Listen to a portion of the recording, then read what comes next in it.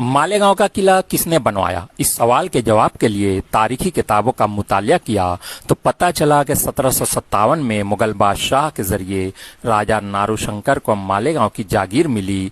इसके बाद राजा नारूशंकर ने यहाँ किले की तामीर शुरू करवाई। 1760 में मुगलों और मराठों में जंग हुई और मालेगांव समेत अतराफ का पूरा इलाका मराठा सल्तनत में शामिल हो गया। पेशवा ने मालेगांव की जागीर राजा नारूशंकर के पास ही रहने दी। चंद सालों बाद किला बनकर तैयार हुआ। इस सिलसिले में मशहूर राइटर डॉक्टर अशफाक अंजुम की राय मुख्तलिफ है।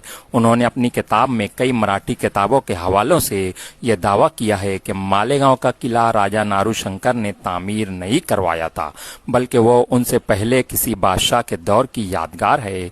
बहरहाल मैंने दोनों बातें आपके सामने पेश कर दी। इंशाअल्लाह जल्द ही 5वें पार्ट के साथ मुलाकात होगी। मालेगांव का किला किसने बनवाया? इस सवाल के जवाब के लिए तारीखी किताबों का मुतालिया किया तो पता चला कि 1757 में मुगल बादशाह के जरिए राजा नारूशंकर को मालेगांव की जागीर मिली। इसके बाद राजा नारूशंकर ने यहाँ किले की तामीर शुरू करवाई। 1760 में मुगलों और मराठों में जंग हुई और मालेगांव समेत अतराफ का पूरा इलाका मराठा सल्तनत में शामिल हो गया।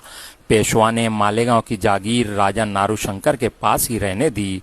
चंद सालों बाद किला बनकर तैयार हुआ।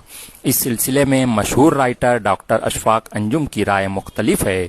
उन्होंने अपनी किताब में कई मराठी किताबों के हवालों से यह दावा किया है कि मालेगांव का किला राजा नारूशंकर ने तामीर नहीं करवाया था, बल्कि वो उनसे पहले किसी बादशाह के दौर की यादगार है। बहरहाल मैंने दोनों बातें आपके सामने पेश कर दी। इंशाअल्लाह जल्द ही 5वें पार्ट के साथ मुलाकात होगी।